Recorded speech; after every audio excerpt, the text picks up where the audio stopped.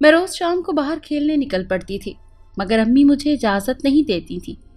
देखे ना, जमाना बड़ा खराब है, यहाँ छोटी बच्चियों की भी इज्जत और जान महफूज नहीं। वो मुझे रोज यही लेक्चर देती, मगर मैं एक कान से सुनकर दूसरे कान से निकाल देती थी। मैं रोज उसी पुराने दरख्त के नीचे जाकर बैठ जाती और मोबाइल पर गाने सुनती रहती। लेकिन मैं ये नहीं जानती थी कि अब मेरे साथ वो होने जा रहा था जो आज तक किसी के साथ नहीं हुआ था। जी हाँ, उस रात जो कुछ हुआ उसने मेरी जिंदगी बदल कर रख दी थी। मुझे इल्म न था कि दरख्त के साए में कोई आज मेरा मुंतजिर था। मेरा नाम हिना है। मैं अपनी माँ के साथ एक छोटे से कमरे में रहती हूँ। हमारा कोई घर नहीं है, बस एक कमरा ही किराए पर ले रखा था। मैं बचपन से ही बहुत हसीन थी। जहाँ भी जाती सब हैरत में पड़ जाते थे कि साजिदा की बेटी इतनी प्यारी कैसे हो गई, क्योंकि अम्मी का सांवला रंग था और आम से नैन नक्श थे। मगर मेरे वालिद बहुत खूबसूरत थे, जो कि मेरी माँ को तलाक देकर दूसरे मुल्क चले गए थे, जहाँ उन्होंने गोरी मेम से शादी कर ली थी। अम्मी से शादी उन्होंने अपनी माँ के कहने पर की थी। अम्मी की सास उनकी सगी खाला थी और यतीम भांजी को अपनी बहू बनाना चाहती थी। मगर हुआ ये कि उनके बेटे ने उनके कहने पर ज़बरदस्ती निकाह तो कर लिया, मगर वो ज़रा भी पसंद नहीं करते थे अम्मी को। यहाँ तक कि वो अपनी चीज़ों को हाथ तक नहीं लगाने देते थे। जैसे ही उन्हें इल्म हुआ कि वो बाप बनने वाले हैं, तो वो हत्ते से उखड़ गए। उन्हें खौफ था कि उनकी औलाद भी अपनी माँ जैसी कमसूरत ना निकल आए। और अम्मी की बदकिस्मती थी कि जब उनको छठा महीना लगा, उन्हीं दिनों दादी का इंतकाल हो गया और अब्बा ने मौके से फ़ायदा उठाकर अम्मी को एक माह बाद ही तलाक देकर घर से निकाल दिया और ख़ुद कनाडा चले गए। और तब मेरी माँ बेयार और मददगार सड़क पर आ गई। पहली रात तो पड़ोसियों ने तरस खाकर घर पर रख लिया, मगर कब तक रखते एक अकेली औरत, वो भी जो उम्मीद से हो। तब अम्मी ने उन सब का शुक्रिया अदा किया और बस इतना कहा कि मुझे दारुल अमान तक छोड़ आए। वो लोग उन्हें वहाँ छोड़ आए और कुछ पैसे भी दे दिए और कहा कि अगर मदद की ज़रूरत हो तो हमें फ़ोन कर देना। अब अम्मी के दिन जैसे तैसे गुजर रहे थे। दारुल अमान में भी उनको कुछ ज़्यादा सुकून न मिला। वहाँ भी काम करना पड़ता था, मगर उनकी प्रेगनेंसी की वजह से कुछ लिहाज कर लिया जाता था। और एक रात मैंने उस दुनिया में जन्म ले लिया। अम्मी ने बहुत तकलीफ़ बर्दाश्त की, क्योंकि वो दुखों की मारी बहुत कमज़ोर हो चुकी थी। लेकिन जब मेरी आवाज़ सुनी तो उनको अपने सारे दुख भूल गए। अब वो बहुत खुश थी। जिसने मुझे देखा वो खुश हुआ, क्योंकि मैं थी ही इतनी प्यारी। अब तो सब मुझे खूबसूरत शहजादी, रानी ऐसे ही पुकारा करते, और कोई कोई तो मुझे बार्बी डॉल भी कहता था। मैं 2 माह की हुई तो अम्मी को फिक्र पड़ गई कि वो अपना घर ले लें, क्योंकि वहाँ उनको बहुत काम करना पड़ता था। वो मुझे वक्त नहीं दे पा रही थी। और एक दिन उन्होंने वहाँ के हेड को किसी से फ़ोन पर बातें करते सुना। वो कह रही थी कि आप फिक्र न करें, बस पार्टी को ले आएं। बच्ची इतनी प्यारी है कि वो मुंह मांगी रकम देंगे, और वैसे भी उस औरत का दुनिया में कोई नहीं है, तो वो कैसे पालेगी बच्ची को। उसकी बातें सुनकर अम्मी के पैरों तले से ज़मीन निकल गई। वो उसी सुबह न जाने कैसे वहाँ से भाग निकली। एक मेरी वजह से ही तो वो जिंदा थी, भला वो मुझे कैसे किसी के सुपुर्द कर सकती थी। उसके बाद एक और इम्तिहान शुरू हुआ था, मेरी माँ का। वो अपने पुराने मोहल्ले में आ गई थी और वहाँ उन्होंने अपने जानने वालों से मिन्नतें की कि मुझे कोई काम दिलवा दें और कोई कमरा ही दिलवा दें। मोहल्ले के लोग अच्छे थे, उन सब ने चंदा जमा करके उनको उस मोहल्ले में पिछली गली में एक कमरा किराए पर ले दिया और चंदे के पैसों से एडवांस अदा कर दिया। अम्मी को कुछ सुकून हुआ था। उन्हें एक कमरा छत मिल गई थी, जहाँ एक छोटा सा बाथरूम भी था और चूल्हा भी कमरे में ही रख लिया था। मालिक के मकान बहुत अच्छे थे। वो अम्मी का और मेरा बहुत ख्याल रखते थे। जो भी घर में रूखी सूखी खाते, उसमें हमारा हिस्सा भी निकाल दिया करते। इस तरह हम भूखे नहीं सोया करते थे। अम्मी ने एक स्कूल में जॉब कर ली थी। गो के तनख्वाह बहुत कम थी, मगर अम्मी को हर हाल में किराया अदा करना था। अब मैं 1 साल की हो गई थी। अम्मी मुझे साथ ले जाया करती थी। वहाँ भी मैं सबकी निगाहों का मरकज़ बनी रहती थी। और इसी वजह से एक दिन प्रिंसिपल ने अम्मी को बुलवा कर कहा कि अगर आप चाहें तो मैं आपकी बच्ची को ऐड और ड्रामे में काम दिलवा सकती हूँ। پہلے تو امی نہ سمجھی کہ بھلا چھوٹی بچی کو کیا کام ملے گا، مگر جب انہوں نے کہا کہ گورے صحت مند بچوں کی بہت ڈیمانڈ ہے انڈسٹری میں، تو خاص طور پر ڈائپرز وغیرہ کی ایڈ کے لیے، تب امی مان گئی اور مجھے پرنسپل کے تھرو ایک ایڈ کمپنی میں لے گئی۔ وہاں مجھے ہاتھوں ہاتھ لیا گیا کیونکہ میں کافی صحت مند اور پیاری تھی۔ میں کافی ایڈ میں کام کر چکی اور پھر کچھ ڈراموں اور فلموں میں بھی کسی بچے کی ضرورت ہوتی تو وہ مجھے بلوا لیا کرتے۔ امی نے جاب چھوڑ دی تھی کیونکہ اب ان کی اچھی خاصی آمدنی ہو جاتی تھی۔ ویسے بھی ان کو میرے ساتھ کسی بھی وقت شوٹ پر پہنچنا ہوتا تھا۔ میں اب بڑی ہوتی جا رہی تھی لیکن اب بھی مجھے کام مل رہا تھا۔ امی نے مجھے اسکول میں ایڈمیشن دلوا دیا۔ میں اب 12 سال کی ہو گئی تھی۔ اب بھی ڈرامے میں مجھے کاسٹ کیا جاتا۔ جہاں میرے جتنی بچی کی ضرورت ہوتی وہاں مجھے لازمی بلایا جاتا۔ ایک بار تو کسی نے امی سے کہا کہ لگتا ہے کہ آپ کی بچی ایک دن ڈراموں میں ہیروئن بن کر بھی آنے لگے گی کیونکہ دن بدن وہ نکھرتی جا رہی ہے۔ اب میں امی کی باتوں میں زیادہ نہیں آتی تھی۔ امی اب مجھے انڈسٹری سے دور رکھنے کا سوچ رہی تھی۔ بچے کے رول تک تو ٹھیک تھا مگر وہ مجھے آگے جانے نہیں دینا چاہتی تھی کیونکہ جوان لڑکی کو وہ اس ظالم انڈسٹری کی نظر کرنے سے گھبراتی تھی۔ مگر میں وہاں کی چکا چوند میں کھوتی جا رہی تھی۔ مجھے ماڈل بننے کا جنون سوار تھا۔ میں بھی 13 سال کی ہوئی تھی کہ میک اپ کر کے شام کے وقت باہر پارک میں نکل جاتی۔ میرا حسن اب دوآشتہ ہوتا جا رہا تھا اور مجھے اس کا علم بھی تھا۔ میں اپنے آپ کو بہت پسند کرنے لگی تھی۔ امی مجھے میک اپ کرنے سے روکا کرتی تھی اور باہر جانے سے بھی منع کیا کرتی تھی مگر میں ان کو کام میں لگوا کر کسی نہ کسی بہانے سے نکل ہی آتی تھی۔ پارک کے ایک کونے میں جہاں ایک بہت پرانا درخت تھا اس کے نیچے بیٹھ کر میں اپنے موبائل میں میوزک سنا کرتی تھی۔ اب روز میں وہاں جاتی تھی۔ اس دن میں جلدی ہی نکل آئی تھی اور مغرب تک درخت کے نیچے بیٹھی رہی۔ مجھے کچھ ہوش نہیں تھا کہ وقت کتنا ہو گیا ہے کہ اچانک مجھے کچھ عجیب سا محسوس ہوا۔ مجھے یوں لگا جیسے میری سانس کسی نے دبا رکھی ہو۔ میں چاہ کر بھی بول نہیں پا رہی تھی۔ مجھے اب لگ رہا تھا کہ کوئی مجھے اوپر کھینچ رہا ہے مگر میں اپنے ہاتھ پیر تک نہیں چلا پا رہی تھی۔ یہ احساس بہت تکلیف دہ تھا۔ میرا پورا جسم اکڑ گیا تھا اور میرے ہاتھ سے فون ایسے چھوٹا جیسے کسی نے زبردستی میری مٹھی کھول لی ہو۔ چند لمحے یہ سب برداشت کرنے کے بعد میں ہوش و خرد سے بیگانی ہو چکی تھی۔ میری آنکھوں کے آگے صرف اندھیرے سائے ناچ رہے تھے۔ مجھے جب ہوش آیا تو میں ہاسپٹل کے بیڈ پر پڑی تھی اور امی میرے سامنے بیٹھی تسبیح کے دانے گرائے جا رہی تھی۔ میں نے آنکھیں کھول کر امی کو دیکھنے کی کوشش کی مگر ایسا لگ رہا تھا کہ جیسے کئی سالوں سے میں نے آنکھیں نہیں کھولی تھی۔ امی نے مجھے دیکھا تو وہ جھٹ سے میرے قریب آ گئیں۔ ہنا، میری بچی، کیا ہو گیا تھا تمہیں؟ انہوں نے تابڑ توڑ سوال کر ڈالے۔ میں ان کے کسی سوال کا کیا جواب دے سکتی تھی کیونکہ مجھے تو خود کچھ علم نہیں تھا۔ میں جب اٹھنے لگی تو میرے منہ سے ایک اذیت ناک آواز نکلی۔ مجھ سے اٹھا نہیں جا رہا تھا۔ ایسا لگ رہا تھا کہ میرا رنگ اٹھ گیا ہے جیسے میں کوئی بہت لمبا سفر طے کر کے آئی ہوں۔ میری آواز سن کر امی رونے لگی۔ کیا ہوا میری بچی؟ کہاں تھی تو اتنے دن سے؟ میں تو پہلے ہی تکلیف میں تھی۔ امی کی بات سن کر چونک پڑی۔ کیا مطلب؟ کتنے دن سے؟ میں نے کب کپاتی ہوئی آواز میں بمشکل پوچھا۔ بیٹی، تو 1 ہفتے سے غائب تھی۔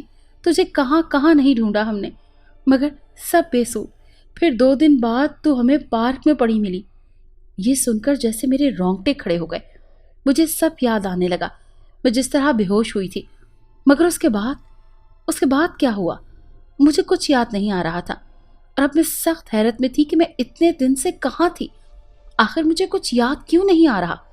کچھ ہی دیر میں پولیس بھی میرا بیان لینے آ گئی مگر ڈاکٹر نے میری حالت کے پیش نظر ان کو واپس جانے کا کہہ دیا۔ رات تک ہم ڈسچارج ہو کر گھر آ چکے تھے مگر میری حالت بہت خراب تھی۔ اتنی نکاہت ہو رہی تھی جیسے کہ ایک دن کا اٹھانے کی بھی ہمت نہ ہو۔ امی مجھے سہارے سے باتھ روم لے کر جاتی تھی۔ امی کا رو رو کر برا حال ہو گیا تھا۔ کیا ہو گیا میری بچی؟ میری ہنستی کھیلتی بچی کو کس کی نظر لگ گئی؟ مجھے تو کچھ سمجھ میں نہیں آ رہا کہ یہ تیرے ساتھ کیا ہو رہا ہے۔ امی کو کیا سمجھاتی؟ میں تو خود حیران اور پریشان تھی۔ وہ مجھ سے بار بار ایک ہی سوال کرتی تھی کہ تیرے ساتھ کسی نے زیادتی تو نہیں کی؟ میں اس بات کا مطلب بھی سمجھ نہیں پا رہی تھی۔ امی کسی سے کچھ بھی نہیں کہہ پا رہی تھی۔ ان کو میری بدنامی کا خوف کھائے جا رہا تھا اور ستم بلائے ستم کے مجھے اب بیٹھے بٹھائے دورے بھی پڑنے لگے تھے۔ روز میرا جسم اچانک سے اکڑ جاتا اور مجھے کچھ ہوش نہ رہتا. ایسا لگتا جیسے کسی نے مجھے سختی سے جکڑ رکھا ہے. چاہ کر بھی میں خود کو چھڑا نہیں پا رہی تھی. میری طبیعت بہت بگڑ رہی تھی. اب تو مجھے کچھ بھی اچھا نہیں لگتا تھا. کوئی چیز جو امی مجھے کھلاتی مجھے اچانک سے کہہ ہو جاتی. میں اور میری ماں نہ جانے کس مصیبت میں پھنس گئے تھے. ایک دن مالک مکان کی ماں نے امی کو کہا کہ اس کو کسی پیر فقیر کو دکھاؤ, کوئی سایہ تو نہیں ہو گیا. یہ سن کر تو امی پریشان ہو گئی. یا ہو سکتا ہے کہ بچی کو بری نظر لگ گئی ہو, اتنی پیاری دکھتی ہے, اب تو رنگ بھی گھلتا جا رہا ہے. خالہ نے امی کو پریشان دیکھ کر بات بدل ڈالی. دوسرے ہی دن امی مجھے لے کر خالہ کے بتائے ہوئے ایک آستانے پر آ گئیں. مجھے آتا دیکھ کر وہ عامل بابا اچانک اٹھ کر کھڑے ہو گئے. ان کی آنکھوں میں عجیب سی الجھن دکھائی دی. بابا نے اشارے سے سب لوگوں کو واپس جانے کا کہا جو علاج یا دم کروانے آئے ہوئے تھے. بابا کے ملازم نے ان سب کو کہا کہ آپ لوگ کل آنا, ابھی جو مریض آیا ہے اس کا کیس الجھا ہوا ہے. اس کی یہ بات میرے کانوں میں پڑی تھی اور میں نے امی کا ہاتھ اور سختی سے پکڑ لیا تھا. آج بھی میں امی کے سہارے سے ہی چل رہی تھی. مجھے بابا کے قریب بٹھا کر امی نے پوری داستان سنانی شروع کر دی, مگر بابا کی آنکھیں بند تھی اور ماتھے پر کئی بل تھے, جیسے وہ کافی پریشان ہو گئے ہوں. انہوں نے سفید لباس زیب تن کیا ہوا تھا اور داڑھی بھی سفید تھی. ان کے چہرے پر ایک الگ ہی نور تھا. وہ یہ سب دم درود فی سبیل اللہ کرتے تھے. کچھ دیر بعد انہوں نے اپنی آنکھیں کھول لی اور امی کو کہا کہ آپ کچھ دور بیٹھ جائیں اور خاموش رہیے گا. وہ میرے سر پر ہاتھ رکھ کر کچھ پڑھنے لگے. جیسے جیسے وہ پڑھتے جا رہے تھے میرا سر بھاری ہوتا جا رہا تھا اور اب تو میرا سر ایسے گول گول چکر کھا رہا تھا جیسے میں جھوم رہی ہوں. اب بابا اور بھی زور سے پڑھتے جا رہے تھے. اب انہوں نے ایک پیالی سے پانی کے کچھ چھینٹے بھی میرے منہ پر مارے تھے. وہ جیسے ہی پانی کے چھینٹے مارتے مجھے بہت زور کا جھٹکا لگتا اور میں چیخ پڑتی. میری چیخوں سے امی بھی رونے لگی تھی, مگر بابا نے کہا خاموش ہو جاؤ مائی, ہمیں اپنا کام کرنے دو. کچھ دیر تک یہی عمل جاری رہا اور میں بے ہوش ہو گئی. بابا نے امی کو بتایا کہ تمہاری بچی بھی ایک جن کا سایہ ہو گیا ہے اور مجھے کچھ اور بھی محسوس ہو رہا ہے. اب تم اسے روز یہاں لایا کرنا تاکہ میں اس کا علاج کر سکوں. میں کچھ دن اس پر عمل کروں گا, جب پتہ چلے گا کہ اس کے ساتھ کیا ہوا ہے. انہوں نے امی کو کچھ تعویذ بھی دیے جو مجھے پلانے تھے اور گھر میں جلانے بھی تھے اور کچھ وظائف بھی بتائے. ہم دونوں نہ جانے کیسے گھر پہنچے. ہم دونوں ماں بیٹیوں کی نیندیں حرام ہو گئی تھیں. امی کو عجیب سے وسوسوں نے گھیرا ہوا تھا. اس رات میری طبیعت زیادہ بگڑنے لگی. ساری رات میں چلاتی رہی. دورہ پڑنے کے بعد میں ہمیشہ بے ہوش ہو جاتی تھی. دوسری صبح جب امی مجھے لے کر گئیں تو میں نے جانے سے انکار کر دیا. میرا رنگ زرد پڑ چکا تھا اور مجھے بہت کمزوری محسوس ہو رہی تھی, مگر امی نے مجھے سمجھا بجھا کر رکشے پر بٹھایا کہ یہ سب تیری حالت درست کرنے کے لیے کر رہی ہوں. لگاتار 3 دنوں سے مجھ پر عمل کیا جا رہا تھا. اب مجھے آستانے سے باہر جانے کی اجازت نہیں تھی. میں 2 دن سے وہیں رہ رہی تھی. امی بھی وہیں تھی میرے ساتھ. عامل بابا نے ہمیں ایک کمرہ دیا ہوا تھا جہاں پر ایک اور عورت بھی رہتی تھی. اس کا بھی علاج ہو رہا تھا. آستانے میں مجھے دورہ نہیں پڑتا تھا. اب میں کافی بہتر محسوس کر رہی تھی. روز مجھ پر دم کیا جاتا. اس وقت مجھے اذیت کا سامنا کرنا پڑتا اور آج میرا خاص عمل ہونا تھا. آج بابا جی نے اپنے کچھ خاص ملازم بلائے تھے جو میرے پاس بیٹھ کر کچھ پڑھتے جا رہے تھے اور جیسے ہی بابا نے مجھ پر پانی پھینکا میری حالت غیر ہونے لگی. مجھے لگا جیسے میں اپنا آپ کھوتی جا رہی ہوں. کوئی میرے اندر محسوس ہو رہا تھا جس کی وجہ سے مجھے لگ رہا تھا کہ میں سب کو چیر پھاڑ دوں گی. اور بابا کے ملازمین نے مجھے سختی سے پکڑ رکھا تھا. بول, کون ہے تو؟ کیوں اس معصوم بچی پر قبضہ کر رکھا ہے؟ بول. بابا جی مسلسل اپنے سوال دہرا رہے تھے اور کچھ دیر بعد ہی میرے اندر سے جیسے کوئی بولا تھا, میں ایک جن ہوں, میرا نام داؤد ہے. بابا جی نے پوچھا, اس پر کیوں قبضہ کر رکھا ہے, کیا چاہتا ہے تو؟ تب اس کی آواز آئی, بچہ, مجھے اس سے بچہ چاہیے. اب تو بابا جی بھی پریشان ہو کر رہ گئے. اس جن نے اپنی داستان سنانی شروع کی. اس نے بتایا کہ وہ کئی سالوں سے بے اولاد ہے اور اولاد کی خاطر کیا کچھ نہیں کیا اس نے, مگر وہ باپ نہ بن سکا. پھر اسے ایک جنات کے سردار نے بتایا کہ اگر تجھے اولاد چاہیے تو تجھے 3 کام کرنے ہوں گے, اور میں ان 3 کاموں کی ہر قیمت پر کرنے کے لیے تیار تھا. کیونکہ مجھے اولاد کی بڑی خواہش تھی۔ اس نے بتایا کہ تجھے انسانوں کی دنیا میں جانا ہوگا اور وہاں سے ایک نہایت حسین اور کم عمر لڑکی سے نکاح کرنا ہوگا، اور وہی لڑکی تیرے بچے کو جنم دے گی۔ اس طرح تو اپنی اولاد کو پا سکتا ہے۔ داؤد کو اولاد کی چاہ اتنی تھی کہ وہ انسانی دنیا میں آ چکا تھا، اور وہ ہر جگہ کوئی حسین کم عمر لڑکی تلاش کرتا رہا جو اس کے بچے کی ماں بن سکے۔ ان کئی سالوں کی محنت کے بعد اس کی نگاہ مجھ پر ٹھہر گئی۔ تب سے وہ میرا پیچھا کرنے لگا، اور ایک دن اسے موقع مل گیا اور وہ اسی چاند کی 14ویں رات کا انتظار کر رہا تھا جس میں اسے نکاح کا کہا گیا تھا، اور اس رات اس نے مجھے اپنے بس میں کر کے بے ہوش کر دیا اور مجھے اپنی دنیا میں لے گیا۔